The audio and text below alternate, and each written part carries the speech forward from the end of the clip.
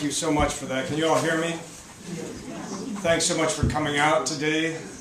It's really an honor to be at this famous bookstore, and we really thank you because it's important to us to try to get out to real readers and try to talk about what our book is about. 4 weeks ago, Amy and I were in a coffee shop in New Haven, and we happened to overhear a couple talking, and we heard the woman say, "Did you hear about the new book by two professors arguing that some races are superior to others?" And, aghast, we interrupted them and demanded to know who the despicable professors were. And the woman said, "Oh, it's the Tiger Mom." And to the blank, speechless look on our faces, which she evidently initially mistook for our not knowing who the Tiger Mom was, she said, "Oh, that crazy Chinese woman and her white..." And that was basically how this odyssey of the last 4 weeks began, with having to hear a book described in the social media and called a lot of names 3 weeks before it was actually published, so that nobody who was calling it those names had read it. A book which, as described in the media, we literally could not recognize as the book we had written.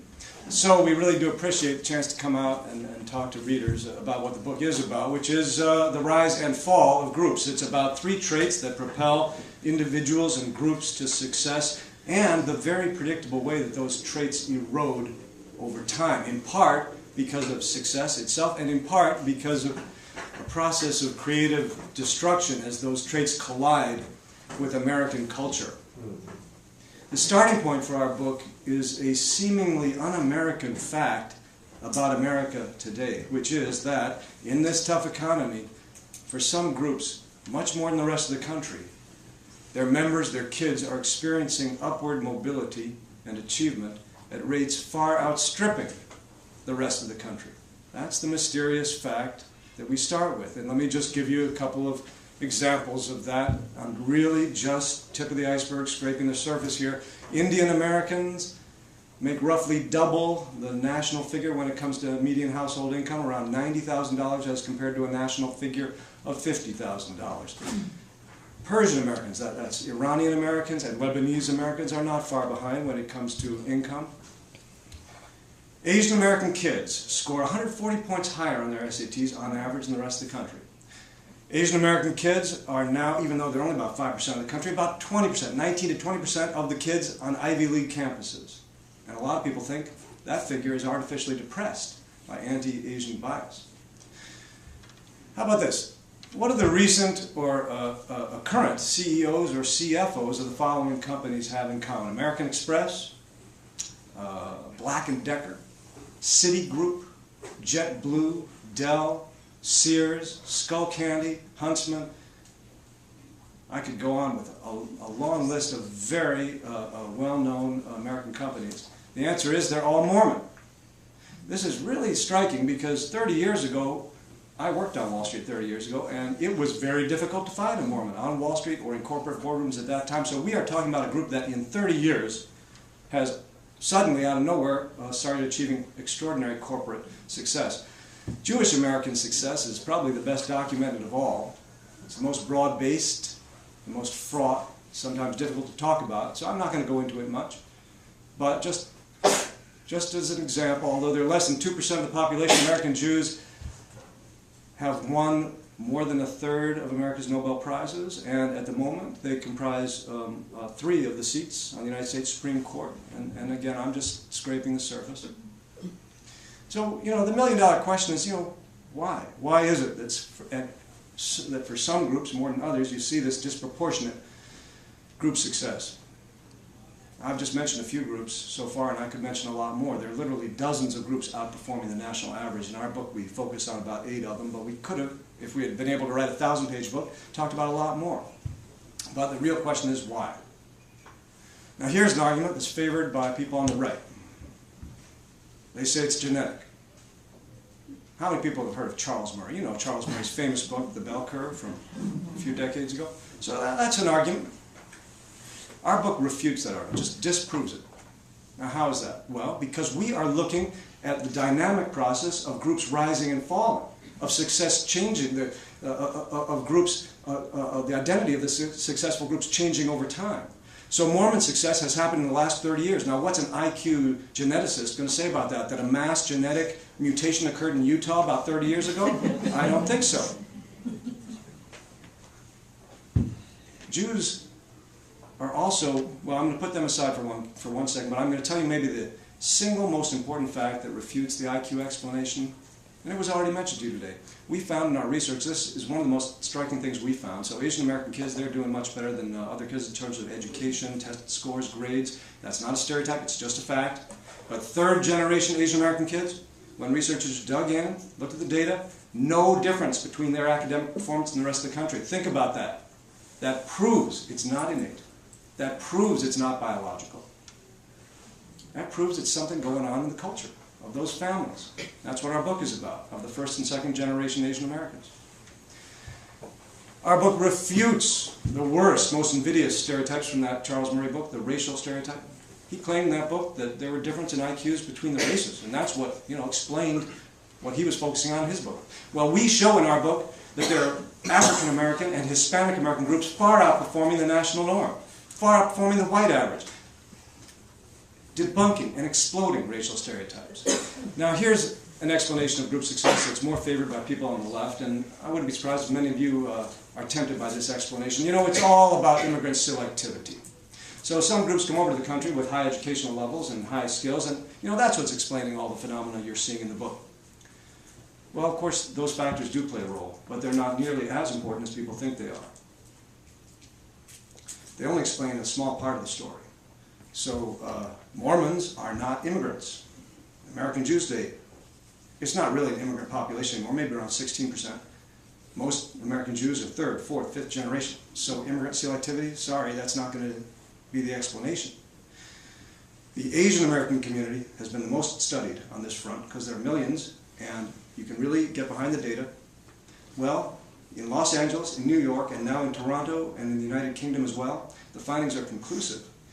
Chinese, Korean, Vietnamese kids of poor and poorly educated parents are blowing it out of the park educationally, and they are outperforming.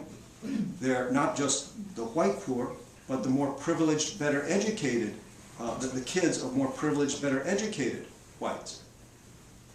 So, immigrant selectivity cannot explain that. And as I say, that finding's been conclusively proven and replicated in cities, not just in the United States, but elsewhere too. Okay, so if it's not genetics, and it's not immigrant selectivity, what is it? Well, that's what we wrote our book about, and to explain what we found, I'm going to turn it over to Amy. Thank you all for coming. It's great to be here today. So, picking up where Jed left off, what we decided to do is we decided to look at these groups that are disproportionately successful today. And I want to stress that it's a snapshot. This is 2010 data. It's going to be different groups 10 years from now. It was different groups 20 years ago. But we looked at all these groups that are disproportionately successful, and we were a little bit surprised by the charges because we actually show in the book that some of America's most successful groups today are African American and Hispanic American, showing that it has nothing to do with skin color or race. But we looked at all the groups, and what we found, what do Nigerian Americans have in common with Mormons or Indian Americans? And what we found is that for all their enormous diversity, all these groups shared these three qualities or cultural commonalities. And we call these the triple package. And the first is, as already mentioned, a sense of exceptionality, of being special. The second, I think, is interesting. It's almost the exact opposite. It's this feeling of insecurity, just a dash of insecurity, of a fear or kind of worry that you haven't done enough yet, that you're not good enough. And the third is impulse control, basically discipline, the ability to resist temptation and to persevere. And it's really the odd combination of those first two things that just don't seem like they go together. I mean, how can somebody simultaneously feel insecure and superior? It's that precise, weird combination that we're most interested in, that kind of lies at the crux of the book, and that we think generates drive. This kind of need, I really could be number one, but people are looking down on me, this kind of need to prove themselves, to show everybody. And anyone of any background can have these three qualities. For example, Steve Jobs is a classic case of somebody with these three elements. He's always described as somebody who had a narcissistic personality. He believed that he could just change the world. At the same time, as his best or close friend described, he had always had this deep chip on the shoulder. Some people think because he was an orphan, that just drove him and made him extremely competitive. And of course, he was famous for being incredibly disciplined and almost OCD. So actually, if you think about people at the Olympics, everybody in the Olympics has the same thing. You know, they all feel that they can be the best, but they look around and see all these people who could beat them. And it's really, well, I'll get to some of the pathologies later, but it's almost sad. You see people who they won bronze and they feel like they're a failure. And obviously, impulse control. So anyone of any background can have these three qualities. We think our president has them. But at this moment, some groups are instilling these three qualities in their members, in their families, in their kids, more than others, more than the rest of the country. And it's these groups that are disproportionately successful, at least by conventional metrics. And we'll get to that later. And in the book, we explore the fascinating, totally different forms that these three qualities take. So for example, a sense of exceptionality. There can be tons of different sources. Actually, just a single parent can instill that in a child. But the source of exceptionality in a group can come from religion. And this is the case with the Mormons, who have a very strong chosen people narrative that is very much borrowed from the Jews, actually. But Mormons also see themselves, well, they take enormous pride in their strong families, and they definitely have a sense of moral superiority. They're proud of their clean-cut values. And as one historian described them, they see themselves as an island of morality in a sea of decay. Iranian Americans have a very strong sense of ethnic exceptionality. They're extremely proud of their ancient civilization, and they identify these as, there are lots of surveys that show this, as Persians, speaking Farsi, as distinct from Arabs. Cuban Americans similarly identify as very exceptional, as distinct from other Hispanic Americans. And the reason I bring up those two is that they really highlight one of the dangers of the superiority complex.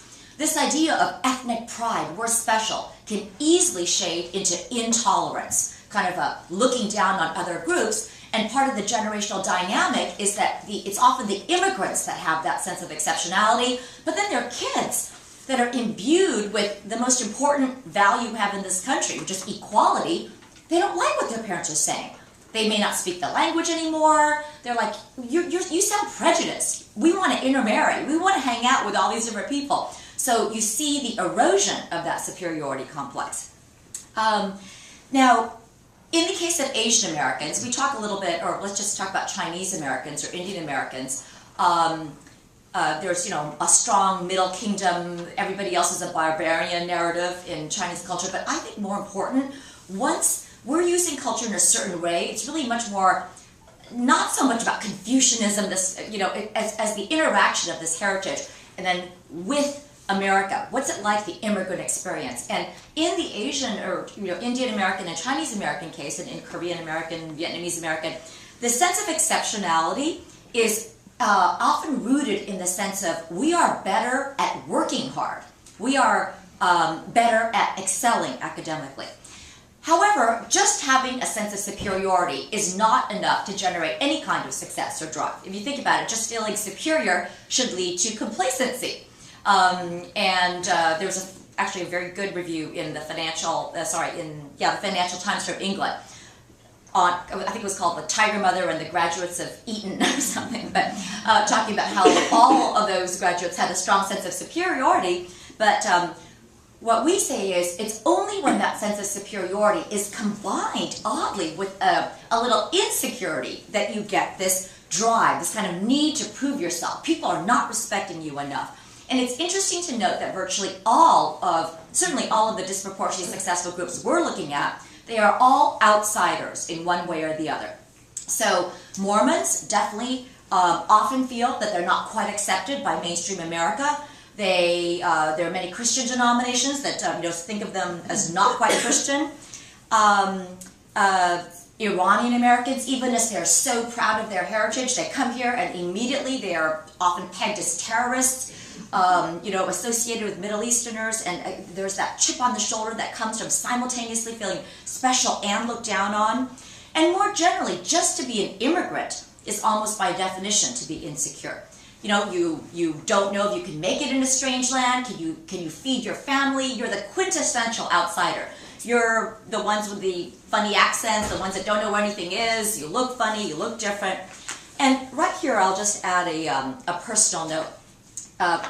Just because the book has been so characterized differently in the media than the way we intended it, at a personal level, this is not speaking for Jed, but for me, at a personal level, in some ways, this book, for me, was about how to turn the sense of being an outsider or a minority into a source of strength.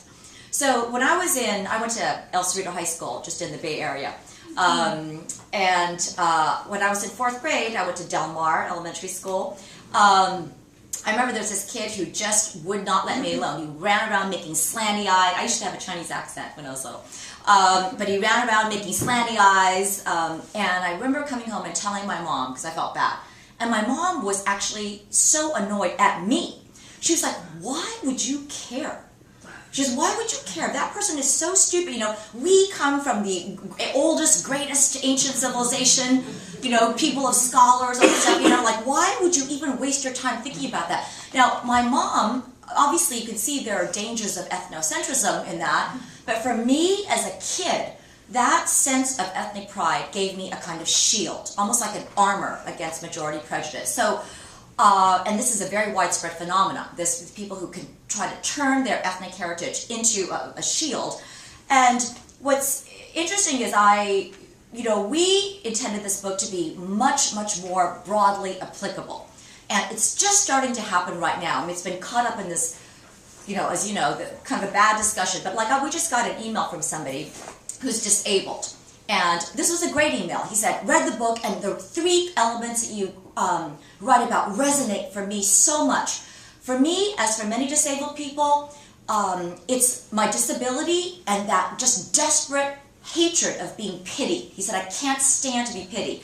It's that gives me the sense of insecurity and that creates this drive in me and makes us work 20 times harder than anybody else. And he was an amputee and a champion skier. He's written 4 books. He has a hedge fund, But he said, when I ski down one-legged and beat the people with 2 legs, I feel superior. But I earned that superiority. I earned it myself by overcoming more. So, and then I was on Anderson Cooper, and they gave me a really hard time. But then afterwards, Andrew Sullivan and Anderson Cooper said, I think this applies to gays. I wish you had said this on TV. But they were like, this sense of insecurity and actually impulse. So, and somebody else said to me, does this apply to women? So anyway, I'm just going to bracket that. But that was kind of part of the kinds of discussions that we were hoping we would have. I was talking about insecurity, and so far I've been talking about the kind of insecurity vis-a-vis society. You're a minority, you're an outsider. But there is an equally important and maybe more startling kind of insecurity, and this I think may be even more provocative, and this is an insecurity created inside the family. Basically, parents making their children feel they are not good enough yet. And this idea of deliberately making a child feel this way is just practically anathema to mainstream thinking. It's obviously the exact opposite of the self-esteem movement, to make your child feel not good enough yet. And yet, every single one of the groups that we look at, they do this in very different ways.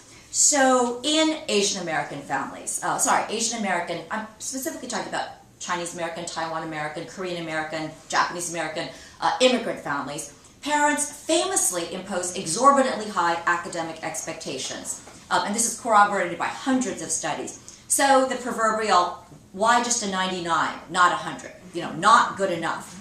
Studies also show that East Asian parents are much more likely to make comparisons to other successful kids. I got this all the time growing up. So, so-and-so's kid just got into Harvard, or, oh, your cousin's valedictorian. And this kind of constantly making your child feel like, everyone else is doing better. And finally, to pile on more, academic success in these cultures is often tied to family honor. So if you don't do well, you'll disgrace the whole family. I mean, talk about pressure. And this is not just Asian Americans. In a study of over 5,000 immigrant kids of all backgrounds, the children repeatedly said that they felt this acute anxiety that if they didn't succeed academically, they would be failing their parents and wasting the sacrifices that their immigrant parents had made. So again, this mentality is the exact opposite of what parents focused on self-esteem are trying to cultivate. And as we wrote provocatively in our New York Times op-ed piece, there's an ocean of difference between this kind of message a parent could send, which is you're amazing, mommy and daddy never want you to worry about a thing, and this parental message. If you don't do well at school, you'll let down the whole family and end up a bum on the streets. Pretty harsh, but can light a fire. Finally, impulse control. All of America's disproportionately successful groups tend to impose much more discipline in their children at a very young age. Specifically, focused activities. There's one study that shows Chinese immigrant parents make their preschoolers spend an average of 1 hour a day on a focused activity that could be drawing or something, just sitting down in one place. So that's an hour a day compared to 6 minutes a day for Western parents. So those are, in a nutshell, the three elements of the triple package that we say, in combination, produce both a longing to rise, to quote Tocqueville, and the ability to rise. Now, before I turn this over back to Jed to conclude, I just want to say that I don't know if you noticed, but we deliberately chose quite ambivalent terms for the triple package. We could have made a very sugar-coated book. You know what you need for success? We could have called it confidence and grit and just believing in yourself. But we purposely chose terms like insecurity, impulse, superiority complex, a very, what can be very negative term. And that's because we did not intend for this book to be a simplistic celebration of triple package or success. We honestly, it's actually on the first page of our book, so if you want to know what we thought it was about, it was an attempt to give an honest view of what it means to be driven. The price, the psychological price in some ways of being driven. I mean, if you think of people that are exceptionally driven, what is it? I mean, to be driven, something has to be missing. Something has to be pushing you. Because if you feel great about yourself and great about everything, why would you keep working? And we spent almost more than half the book exploring the underside or the pathologies of this book.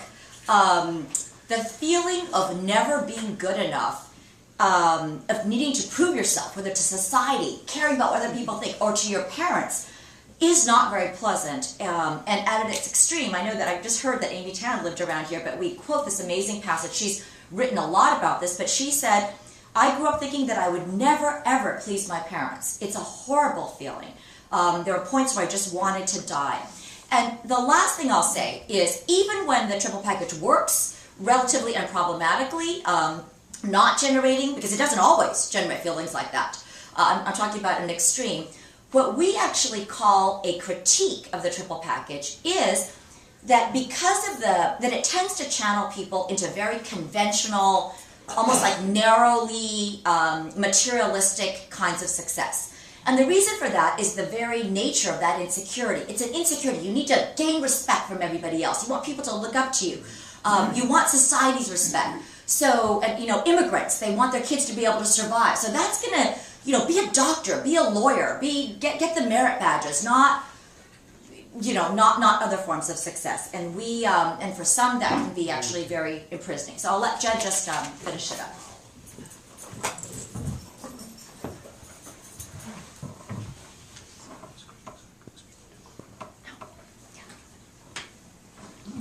So thanks, just a couple of minutes. So we've been talking about groups for most of this talk. Let me just reemphasize something Amy said, which is at the end of the day, our book is about individuals.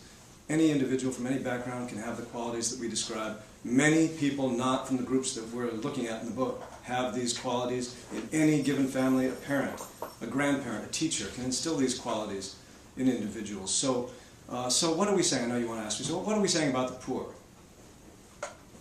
aren't we overlooking the causes of poverty in this country? Look, everybody knows the causes of poverty of America's persistently low-income, underprivileged groups. A history of discrimination, slavery, exclusion, denials of opportunity, structural economic changes like the erosion of our manufacturing base that have nothing to do with culture. We all know that. Of course that's true. America needs to change, institutions need to change, the playing field needs to be leveled. We all know that. But can't you say all that and also say in America's disproportionately successful groups, certain behaviors are helping them succeed? It's got to be possible to say both those things. Because if you don't, if what you're saying is, to the poor, if what you're saying is, the only thing that can change your situation is massive change, the end of discrimination, all of society to be radically transformed, you're making it sound like they have no agency. There's nothing they can do. Is that the right message? Isn't it a better message to say, look, yes, we need to change all of that at the institutional level, we need to try to end discrimination, but it's also possible to say, look, you know why Asian American kids are doing, first and second generation are doing better educationally? It's because of their study habits. Oh no, you can't say that. That's cultural racism. Is that cultural racism? I mean, if it is, I think we're in trouble. That is, if that's what people say, then we're in trouble because we're tying our hands behind our back and we're not going to understand how to address this country's problems. I'm just going to say one more thing before we open it up to question and answer. I'm going to ask another question, which I know you all want to ask us, which is, how come you define success in terms of material wealth? Well, we don't. We don't. I mean, to us, success means achieving your goals, whatever they are. Okay, that's what success is, I think. We focus on conventional metrics in the first half of our book, income, educational achievement, for a couple of reasons. One, you can measure it. Two, for a lot of people, that is a very important goal, as it should be. Why not? But in the end, we don't think that the triple package is only good for material wealth. We think that these are three qualities that can help people achieve goals of very different kinds. Kinds of success that are measured not by personal gain at all, but by service to your community, to your country. What we think one of the most exciting things about the possibility of the triple package is that it collides with American cultural values like individualism and rebelliousness. So the second generation of kids of some of these groups will be looking at their parents and saying, you know, we're not so sure we accept that superiority story you're telling us. That's a great thing about America. And then they also say, we don't think that we want to do what you told us to do to succeed. We have a different definition of success. But if they get some of these qualities of strength, perseverance, work ethic, drive, and they use that in connection with the ability to write their own script and decide for themselves what they want to do, to us, that's the ideal. So the real promise of a triple package America would be a day when there were no more successful groups, but in which individuals were better able to write the scripts of their own lives and to achieve success as they define it. And now we'd be happy to take your questions.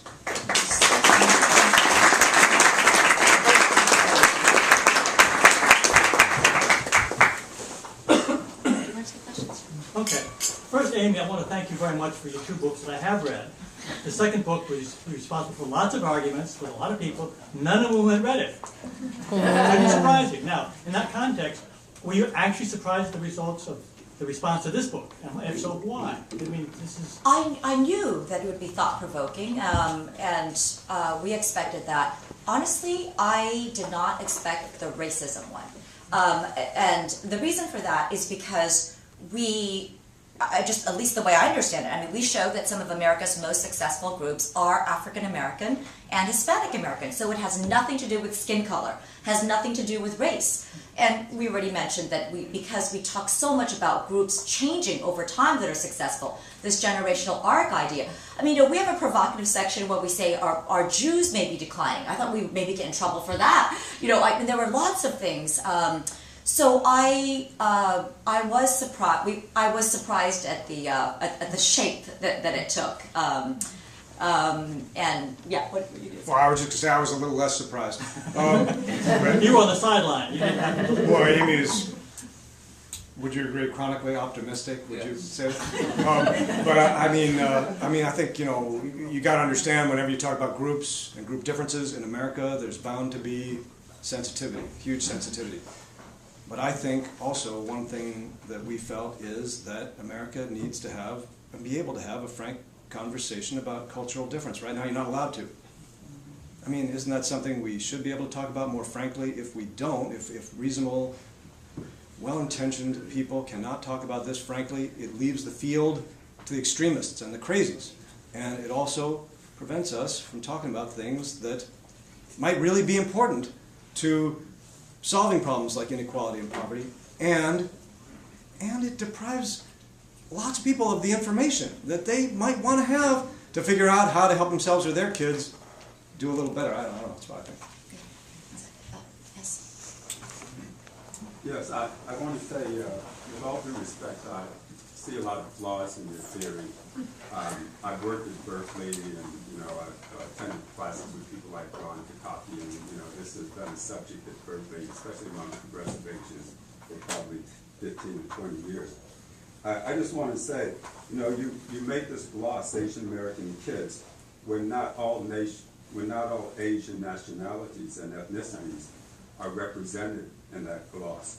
There are lots of poor and non-degreed Asians in the world, and there are lots of unhappy college-degree Asians in jobs they don't like or even hate, and there are even lots of Asians in gangs. If anyone ever read the book Koreans in Japan, many people might know that Koreans are highly discriminated against in Japan. If you just went to the index and substituted African Americans everywhere it said Korean, and the U.S. everywhere it said Japan, you would not know the difference. You would think you were reading the socioeconomic status of African Americans in the United States. I believe that if anyone put any ethnic group in similar circumstances, they will generally cope and perform more or less in the same way. Otherwise, I think you are talking about racism. And I would say in this supposedly post-racial society, the mainstream news media and mainstream news pundits sure keep pushing race with racially coded words like impulse control. So to try to wrap up, I feel that you're trying to have it both ways. You have a race-based theory that you say is not race-based. And so I'm wondering, how can performance itself be culturally based or group-based if people from highly different cultures can highly perform? And just the last thing I'll say is because I read the Tiger Mom book, and I read the comments by quite a number of Chinese and Chinese-American moms who really objected to that. I have a white American, middle class female housemate, and her parents did not push her or discipline her or whatever, harass or whatever, at all the way that I understand you described in your book. She's Phi Beta Kappa. She's generally a high-performing A student. She had an undergraduate paper recommended for an academic journal. She maxed the LSAT without any test prep courses. She was accepted to Harvard, Berkeley, Stanford, and a couple other law schools that she applied to.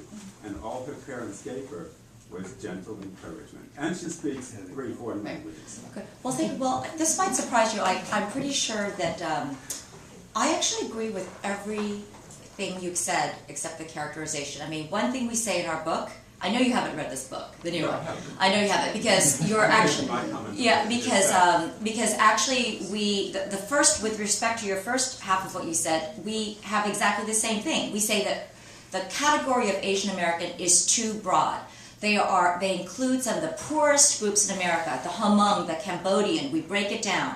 We say you really have to look at the particular groups. They're not all successful. So we look at South Asians, or Indian Americans actually, and Chinese Americans. And not only that, we, agreeing with you, it's not culture in the sense of there's something like attached to this, it's like a essentialist Confucianist thing that only attaches to certain people. It's very much more like an immigrant experience that what fades. So I am not going to say much more about the first half of your question because I think I just agree, and I think you probably don't understand our argument in this new book. As to the second thing about the Tiger Mom, I also agree.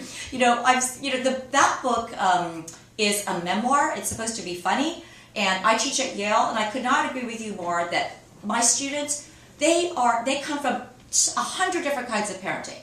Strict parents, not strict parents, no parents. I mean, you know, that book was not intended to be a parenting guide. I want to just say one thing, since I know you object to, you know, so we of course have had a lot of criticism for this book, but one group of people that have been consistently just sending such nice emails are teachers, educators. And I've had this one, and I maybe said it on QQD, but it was really, it struck me. He said, I'm Latino, I teach in Southern California, I'm the public high school teacher, and I'm also a father. And he said, I just can't understand this controversy. I look at my classroom and I think about culture and success all the time. To me, it's clear. I look at these Chinese immigrant kids, and they have different study habits that lead to better academic results. So he said, I said to my own son, do everything they're doing. Copy that. And my son is a straight A student.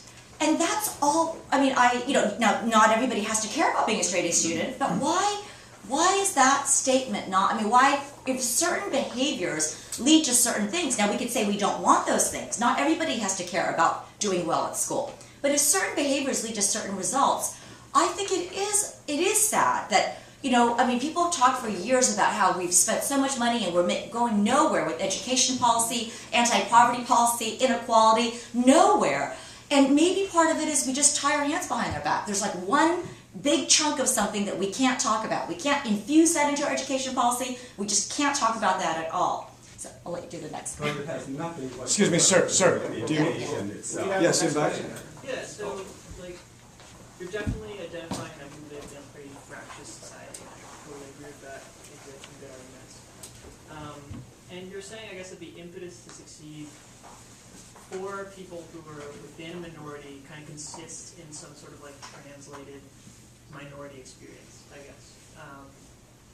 But you're identifying so many groups that are large, and, like, they are minorities, but they together constitute a big body of like what this country is. We're talking about Mexican Americans, African Americans, Chinese Americans, and even members of certain like denominations of Christianity and religion. So I guess, sure, maybe they're experiencing disproportionate success, but compared to whom?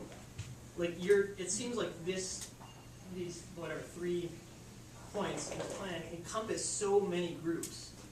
I just don't feel like you've like made clear who you're comparing these groups to, and I still think that the categories that make them succeed are vague. So. Well, that's a very good kind of question to ask. I don't quite know if I'm totally getting it. So it's very, so you can take the U.S. Census, and the U.S. Census tracks people, not by religion, by the way. The U.S. Census is barred from asking people about their religion, but it tracks ancestry groups. So you can, it's all there in the census. So for example, Indian Americans, as I was saying, have double the median income of the U.S. population as a whole. And the groups actually that we focus on in the book, we're just coming down the census. So it's Indian Americans, Lebanese, Iranian Americans. Italian, Greeks, I mean, well, there are many others. We could have talked about Italian Americans, Greek Americans, but the ones we focus on in the book are just coming down the census. So it's we're completely transparent about who the groups are and what the baseline comparison is. You can't get the religious information from the census, but many people collect data about religious groups, so you have to go to other sources, but it's very well documented, so Jewish income and other stuff is documented elsewhere, so we get that, and Mormon stuff as well from other sources, but it's all documented in the book, and it's all against a baseline of the U.S. average. Can I ask a quick follow-up? So what, just out of curiosity, is a specific group that doesn't, like, meet these criteria? Oh, well, I can give you several examples. Because these are large groups, what makes it very interesting is you can look at subgroups within them and test the hypothesis this way. So, for example, there are fundamentalist Mormons. There are Satmar Orthodox fundamentalist Jews who are among the poorest in the country. Fundamentalist Mormons are poor. You know who's poor? Is the Amish are very poor. Now, what's going on there? It's a test of our hypothesis in the following sense. Do they have impulse control? Yes, they do. Tons of impulse control. Do they have a superiority complex? Well, you know, the Amish, if you ask them, they'd say, we are very humble people. They wouldn't say that, but you kind of sometimes are suspicious. Maybe there's a superiority how humble they are. I don't know. But one thing they don't have is the kind of insecurity we're describing in our book. And more power to them. They don't have it. They don't care what Americans think of them. They find security in their faith and following the practices of their ancestors, what they've been doing for hundreds of years. So they don't have this driving insecurity. And so we go through in the book that. I would only ask you to give our book a chance. We go through this kind of thing, and that's what we look at. That's how we try to make our case. Yes. Thank you. Hi, so thanks for the book.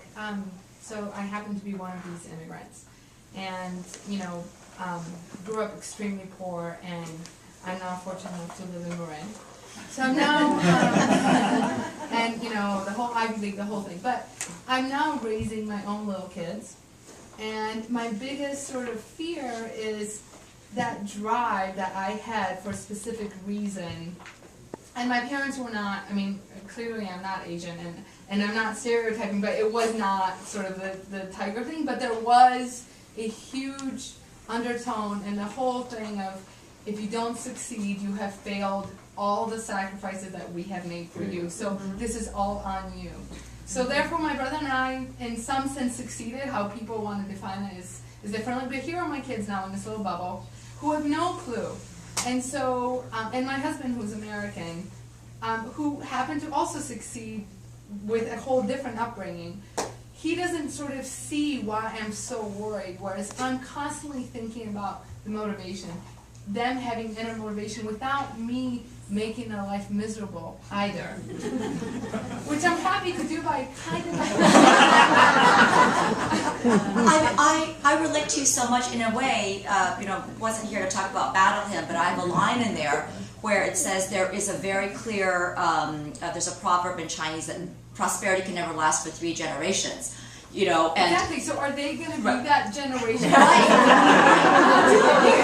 So I have it, and it's very predictable that my own parents were the toughest. They saved everything.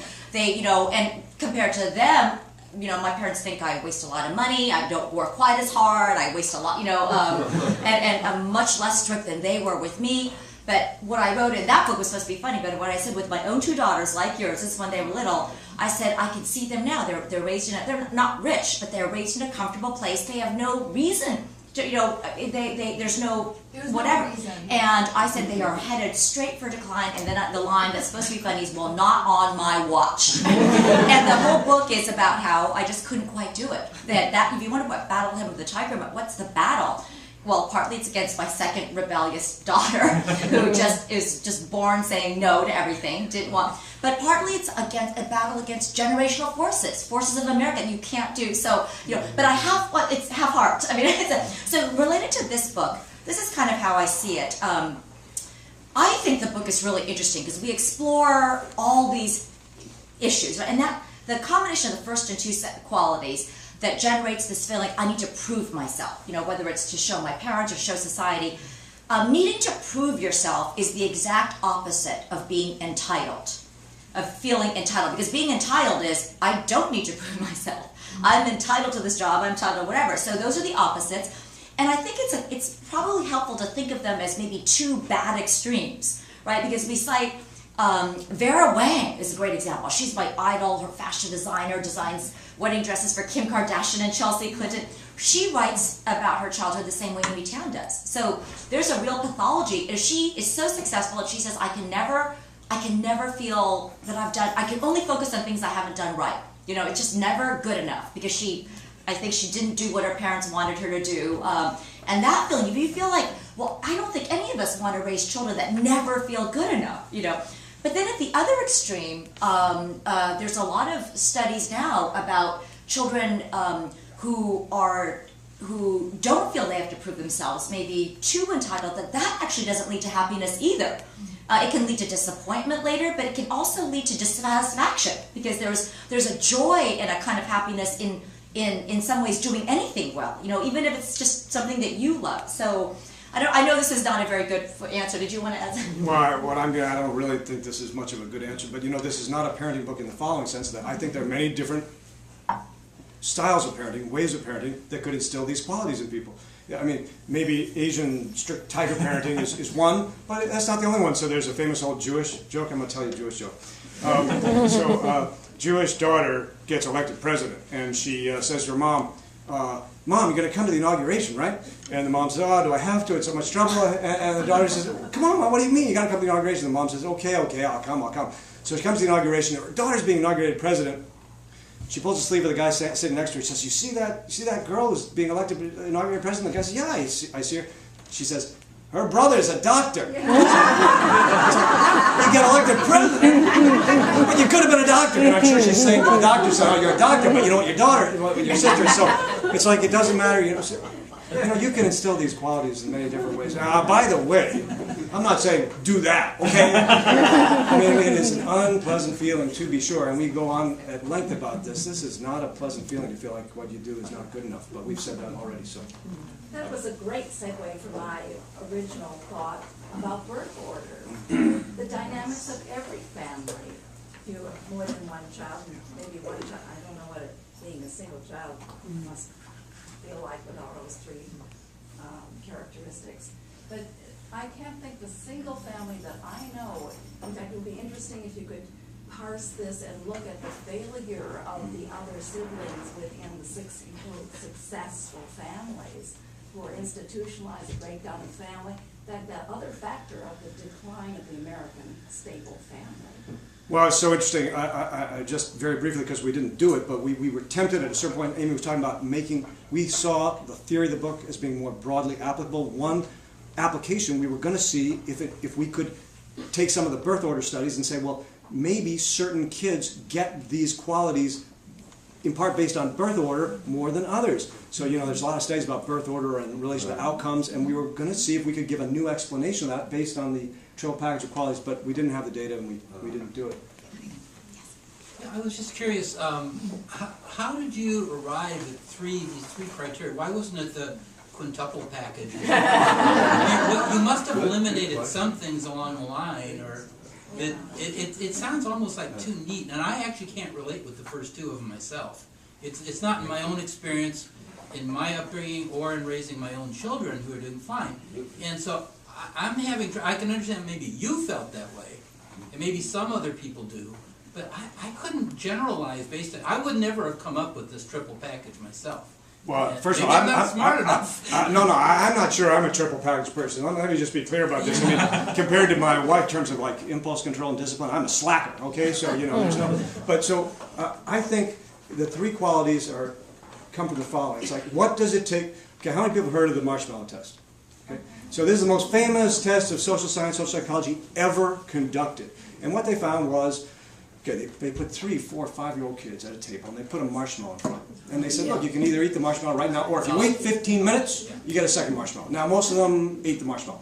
About a third of them waited the 15 minutes. And the remarkable finding didn't come for 20 years. By accident. They hadn't planned to do this. They tracked the kids. And it turned out the ones who waited that 15 minutes were just crazily outperforming the others in all the conventional metrics. They're doing better in school. They're getting better test scores. They're occupationally better off. They're making more money. They have stronger families. They have less substance abuse. And this finding has now been replicated all over the world. It turns out that quality is, that deferring of gratification is better, a better predictor of successful outcomes than IQ.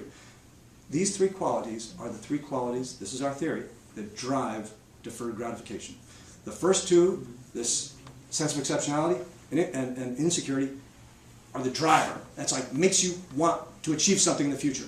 The impulse control, also in combination with the superiority thing, gives you that ability of perseverance, willingness to endure hardship, not do what you feel like doing right now. That's the whole key. You don't do what you feel like doing now because you're so obsessed with getting gains down the road. So you put those three qualities together, you get this engine of deferred gratification. But to go to your question about how we came to these, it was interesting because we looked at the group, and I can only tell you, but we were so systematic. We had 50 research assistants over 4 years, really trying to be systematic in how we chose the groups, and there are 100 pages of endnotes, and everything is transparent. So if you can disagree, so after we chose the groups, we tried to see what they had in common. We didn't know what the book was about. At one point, we were thinking maybe the book would be about like different routes to success. It would be like they had nothing in common.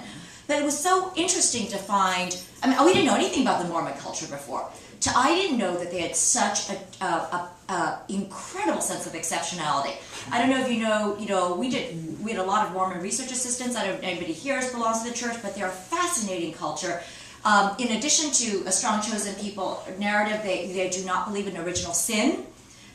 So there are, they believe in divine revelation. I mean, there's just a very strong and fascinating sense of exceptionality. And so that was interesting. And then just kind of investigating the Nigerian American, Ghanaian American, the vast majority of Nigerian Americans in this country come from the Igbo or Yoruba groups.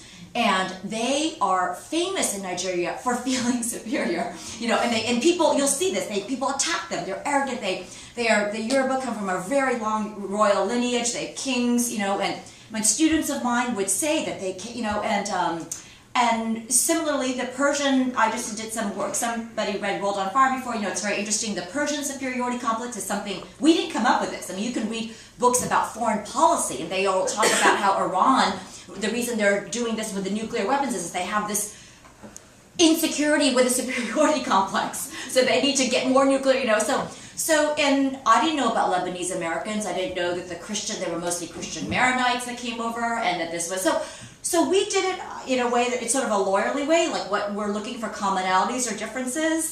So I mean, we explained it a little bit more, but that was kind of the analytical process. Yeah.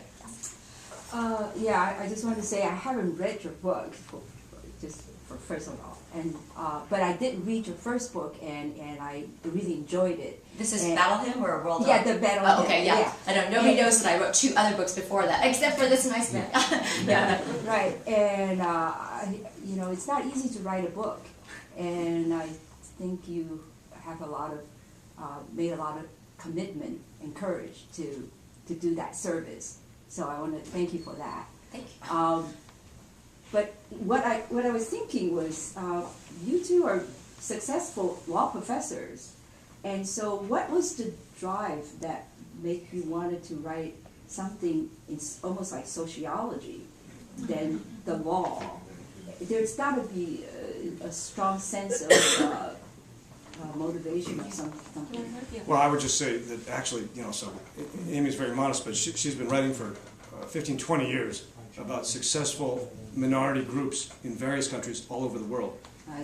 This is related to law and development, because I write about marketization and democratization reforms and the role of what I call market-dominant minorities. These are ethnic minorities like the Chinese in Indonesia or the Philippines, and then what happens when you democratize rapidly. So that was the law connection there. But on this book... And my interests have been in how there's something going on in American culture in the last 30, 40, 50 years, which has gotten people to be more interested in kind of living in the moment, kind of instant gratification and other forces like that. And it's kind of the combination of these two things, because, again, getting back to the last answer, what we found was that these 3 qualities that we didn't expect to find are driving people away from instant gratification. That's the key. These qualities make people forego present satisfaction in the pursuit of making it down the road, and they're driven to do that, and so these 2 interests kind of came together. I don't think it's actually, we cite a lot of psychology and sociology studies, and I know, you know, people will disagree about those, but I don't think it's a sociological work really, because I think it's a very lawyerly work. We analyze, as lawyers, we analyze complex fact patterns, and we analyze it. And this is a new hypothesis. It's a new idea. I think it's generative. I think that's part of the reason people are, no, let's go for the more comforting explanations. It's all self-selection. It's all immigrant selection, because then nobody gets in trouble, right? You're not saying anything about groups. But we have, the book, I find it to have a very high explanatory power. You know, self-selection thesis, for example, immigrant self-selection can't explain why the Mormons have suddenly come out of nowhere. I think our theory, because if the insecurity leg can explain the erosion of success, right? Because once you start to get successful, you feel a little less insecure. You know, you're not afraid you can't survive. You're not afraid. And so these are, to me, it's actually very, very, very analytical. And we look at, you know, lots of exceptions to these rules and say, like, we can prove it, right? If you can come up with a group that has all three of these qualities that is not successful, that will be a disproof of our thesis. And I think it's falsifiable. I mean, I think it's, it's an analytical framework that people can or disagree with or not, but I don't think it's, I think it's quite rigorous, actually. 2 more questions, Mary? Yeah. So I'm curious, just because I have a lot of children and some of them are driven and some of them are not. And that's in the same culture of our family. And then I work here in Marin and I work in lending, so I take loan applications from people all day long for years and years, and I see this commonality. These aren't some of your kids with you. Are they the driven ones? Or I know that their faces are turning red.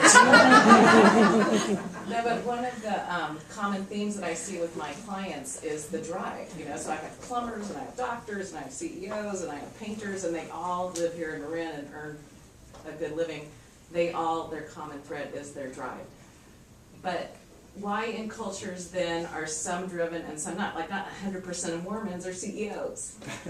Yeah, well, we don't have all the answers. The theory of this book is that in groups that have these cultural things going on, you just get more individuals from that culture. Or in a family with certain messages being communicated by parents, you'd be more likely to get kids with these qualities. Not everybody's going to have them. I mean, of course not. But if it's true that in certain groups that have these cultural traits going, you get more people, that would explain disproportionate group success. It's not a theory that every single person in those groups is going to be this way. How ridiculous. And conversely, plenty of people not from these groups have these qualities. And you see drive in lots of people. The traits remain the same in our view. The identity of the groups totally change over time, and these traits are totally nothing to do with skin color, nothing to do with, they're not exclusive to any groups. Anybody can have them. It's not a theory that everybody from some group or family is going to have them. And interestingly, Jed, he wasn't joking. He doesn't feel that his parents, he's like 3rd or 4th generation Jewish, he doesn't actually feel that his parents instilled any of these particular things. They were not religious. I think a lot of it is temperament or just somebody's personality, Right. And I think, and that's completely consistent with our, I think you just said for some reason you always had, certain features. Yes, sir. Yeah, it's a good transition to what I was going to ask, which is kind of a fun question, I hope. Talking about Jed, your husband, and how he individually... Let's talk about being the third person. Well, he has drive, and I was curious, this being Marin, and you talked about how you came up with the terminology for each three. You could have chosen different words, and depending on which words you chose for each of the three, it would go in a slightly different direction rhetorically. In a future edition, perhaps, maybe there would be a new age way of describing the three. First being the belief in the individual. In Jed's case, he really believed in himself and what he wanted to do. The tension being with society is the second one. He more or less had about. And the third one is discipline in being himself. Interesting. There's so many ways people can have these traits. I don't know about the New Age thing, but I don't know. But look, we talked to somebody recently who is a person who was adopted. And how we're nervous about whether adoption is like a stigma or something you're going to be. She told us the following story. She said, my parents, this is what my parents communicated to me when I was growing up. That because you were adopted, that means we chose you. We had to go to court and fight for you and to get you. All these other kids that they're probably accidents. She says by the time she was 4, she was going around the playground teasing other kids, you're accidents, I was chosen. And she said, that's how my parents communicated to me this sense of, exceptionality, which she now looks back, she smiles, it's a joke, but they made her feel that way. It nothing to do with groups, totally individual, or could be just a different source. Yeah. Oh, time's up? No, actually, you want to say something? No. Do you need us to take We more actually questions? probably do need to get to signing books. If you have questions, I'm sure these guys will be happy to talk to you when you bring your books up. So please, thank you.